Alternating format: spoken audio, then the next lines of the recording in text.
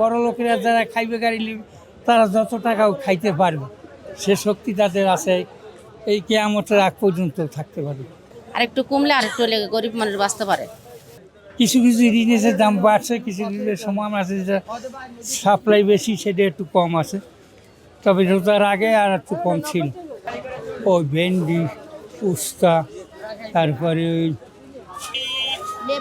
লেবু, এই তিনটের আমার লাউ তরকারি, এইটার দাম একটু বাড়ছে।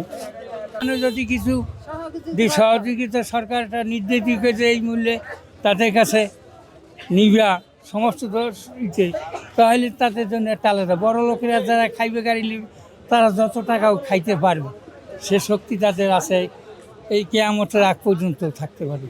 কিন্তু গরিবের জন্য সরকার কিছু এমপি মিনিস্টাররা করে এলাকায় ভিত্তিক, তাহলে সুবিধাজনক হবে, মোটামুটি দুটো ডাল ভাত খাইতে পারবে। 72 ঘন্টা ময়েশ্চার লক সমৃদ্ধ লিলি বডি ওয়াশ, শিয়া বাটারের গুডনেস স্কিন রিপেয়ার করে রাখে সফট ও গ্লোয়িং। আছে মোটামুটি লেগা আছে, তারপর কিছু কিছু দাম অনেক সব কিছু দাম বেশি। ধরনের কাঁচামরিচের দামটা, লেবুর দামটা, শসা খিয়ার এই যে শসার দামটা বেশি। অনেক কষ্ট হয়ে যায়, ঠিক আছে, তাদের অনেক কষ্ট হয়ে লেগে দেখা যাইতেছে তাদের একবেলা কাম হয়, একবেলা হয় না।